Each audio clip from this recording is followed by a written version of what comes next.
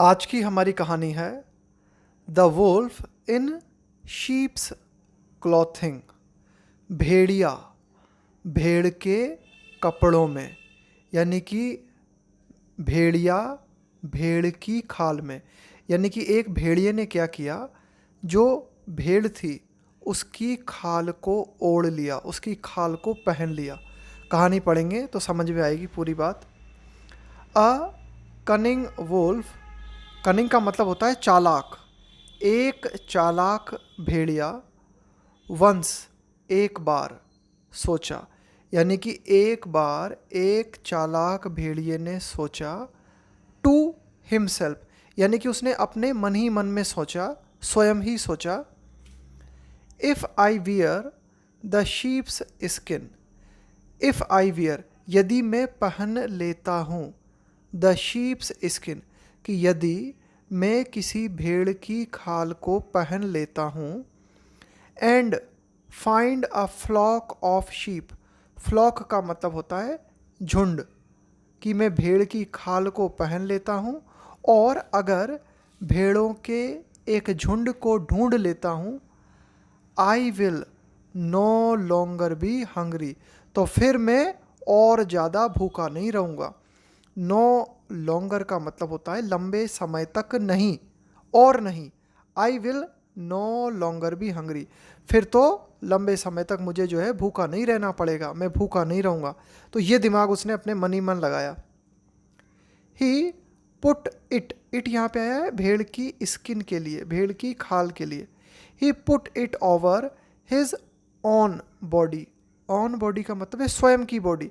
तो क्या किया इसने, अब यहाँ पे ये जो लिखा हुआ है ना, ही पुट इट ओवर, यानी कि इस भेड़िए ने भेड़ की खाल को अपने ऊपर ओढ़ लिया, and looked like a sheep, और बिल्कुल भेड़ की तरह नजर आया, यानी कि भेड़ की तरह दिखा। He started to find a big flock of sheep, उसने शुरू कर दिया ढूंढना किस चीज़ को, अ बिग फ्लॉक का मतलब है झुंड, ऑफ शीप, उसने भेड़ों के एक बड़े झुंड को ढूंढना शुरू कर दिया। टू फूल देम, फूल का मतलब होता है किसी को मूर्ख बनाना। तो भेड़ों के झुंड को ढूंढना क्यों शुरू कर दिया, ताकि भेड़ों को मूर्ख बना सके। विद इज ड्रेसअप, ड्रेसअप का मतलब है ये जो नया गेटअप किया था ना इसने, यानी कि अपने आप को बदल लिया था, अपने आप को भेड़ की खाल के नीचे छिपा लिया था। तो इस नए ड्रेसअप से भेड़ों को मूर्ख बनाने के लिए ये भेड़िया एक बड़े झुंड को जो है ढूंढने में लग गया।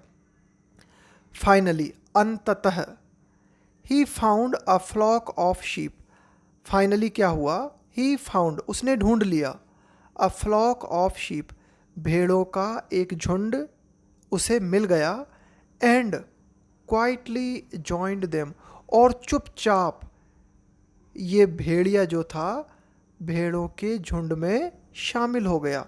ही क्वाइटली जॉइंड देम, चुपचाप शामिल हो गया। बट द अलर्ट, अलर्ट का मतलब होता है जागरूक, चौकन्ना। शेफर्ड, शेफर्ड का मतलब होता है गड़रिया, चरवाहा, भेड़ों को चराने वाला जो होता है ना उसको बोलते हैं शेफर्ड।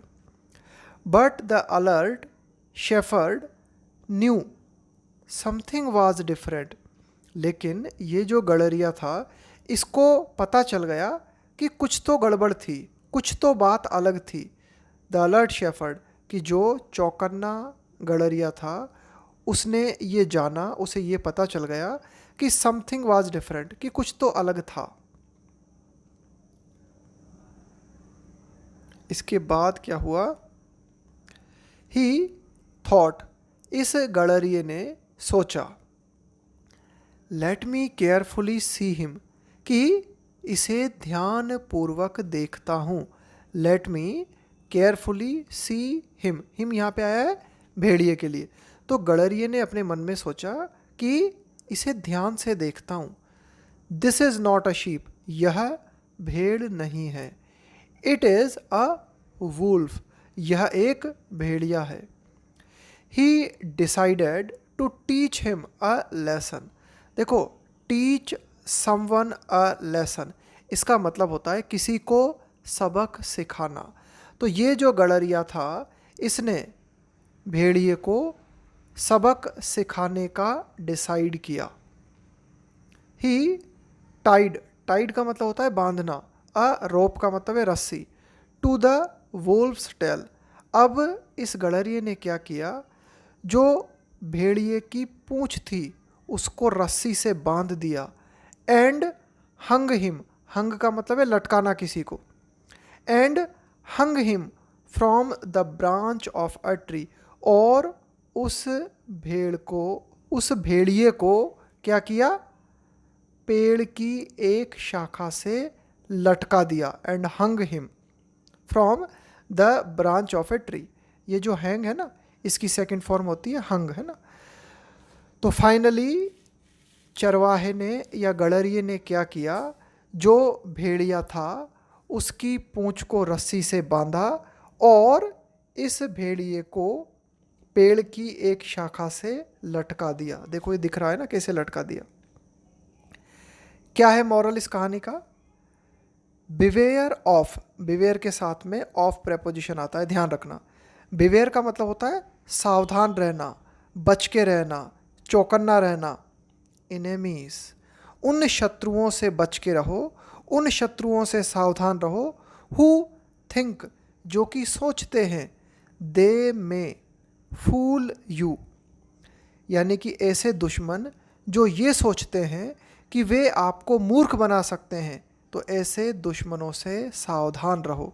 ये मॉरल है इस कहानी का।